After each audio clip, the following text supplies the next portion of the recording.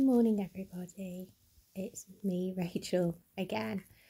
I know I've done a vlog this week, but something happened last night that really upset me.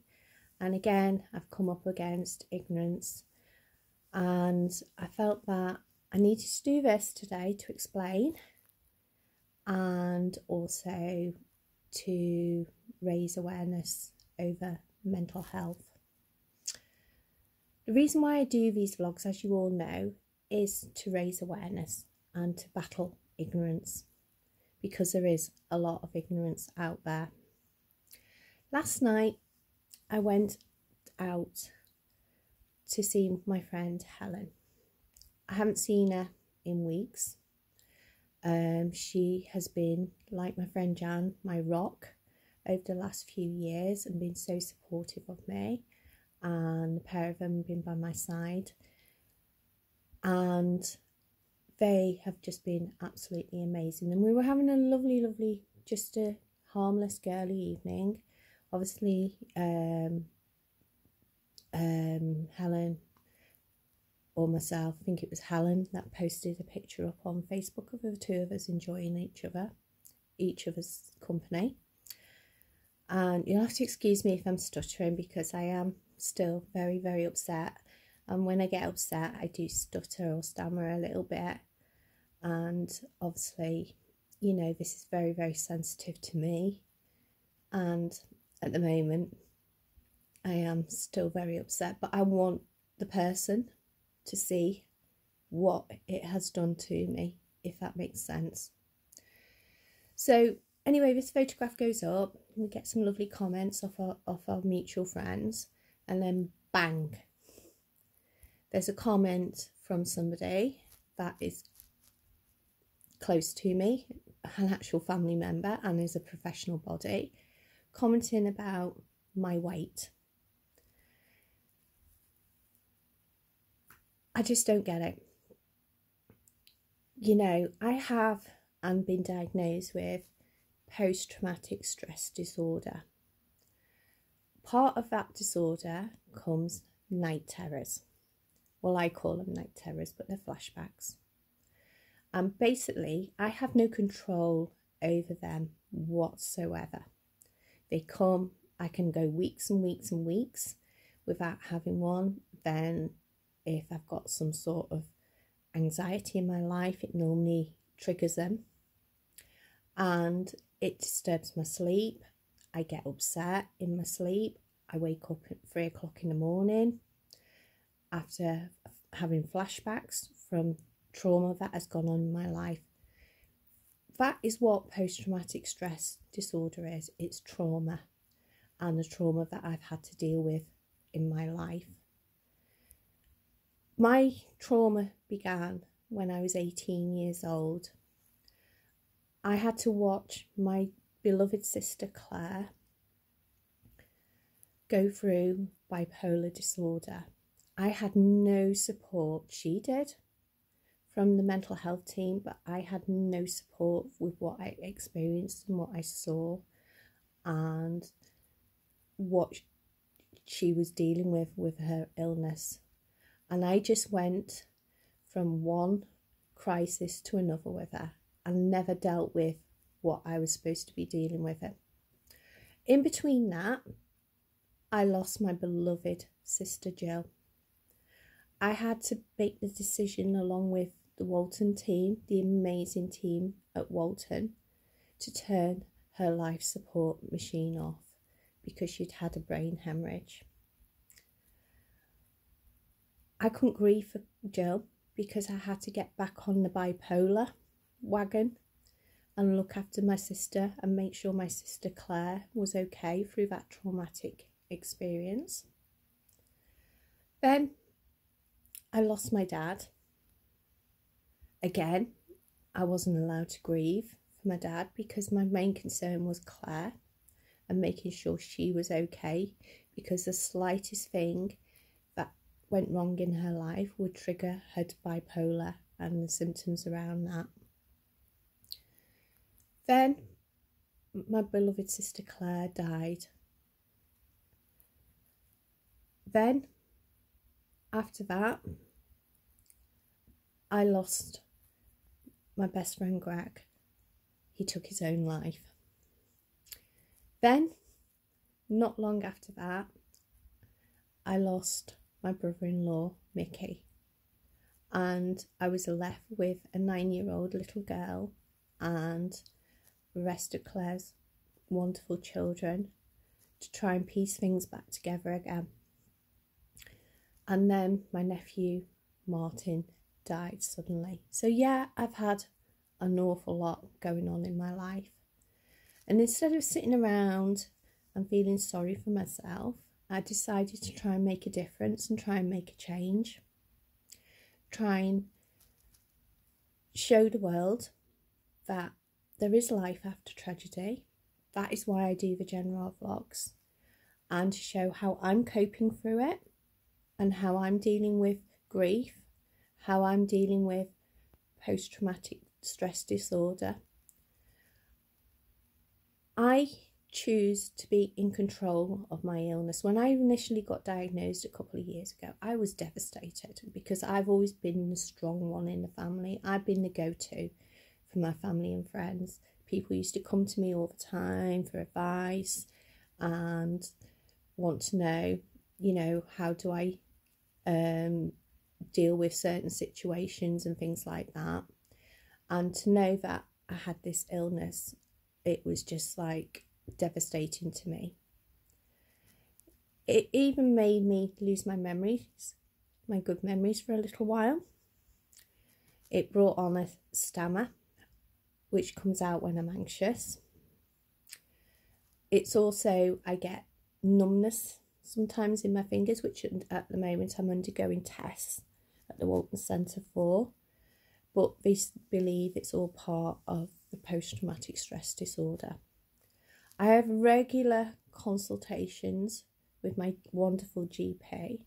He is amazing and fully supportive in my decision not to go on the medication route and to do this through alternative therapy methods. I use music therapy, and I use that, and that has worked to get my memories back. I also go for regular tests with my GP to check my vitamin levels. They are absolutely fine. I do eat. My God, do I eat. I love food.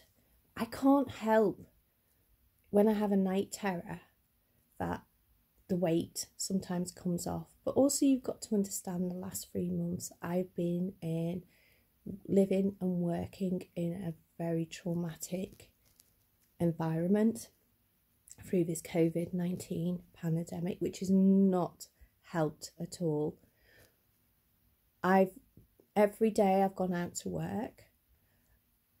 Our establishment where I work has not been like other establishments where they've locked down and shut the doors to admissions. We've been getting in regular admissions daily into our work environment.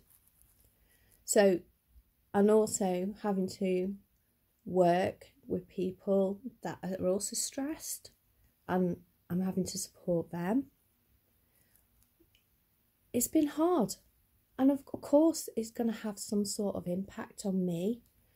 My usual self-care routine is normally if I feel like I start listening to my body and I feel like I'm getting anxious, I will take myself off to London for a few days and go around the wonderful art galleries or museums. But I can't do that because there's been restricted travel and we've been in lockdown. So I've had to find other ways to de-stress. I've embraced yoga. I've also, you know, got more involved with my music therapy to try and keep the good work that I've done up to now going, you know. And, you know, I do listen to my body. I am fully aware I have lost a little bit of weight, but I am eating. When people comment about people's weight, it's like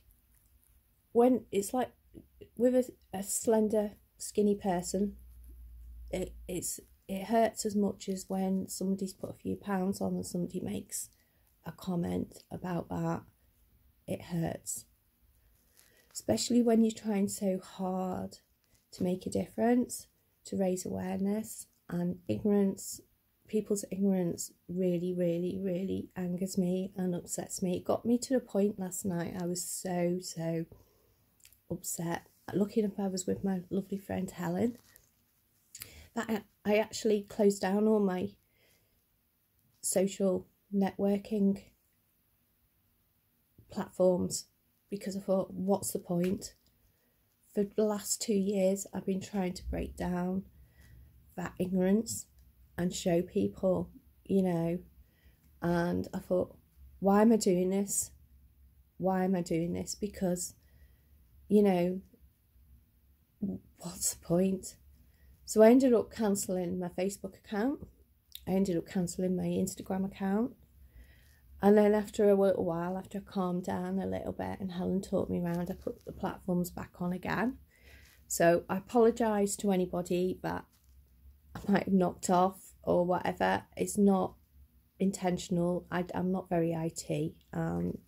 If I have knocked you off by accident, send me a friend request and I'll put you back on again, because I was just so angry and upset and hurt, you know, because I don't know, I just like, people's ignorance really, really gets to me sometimes, you know, and it's wrong.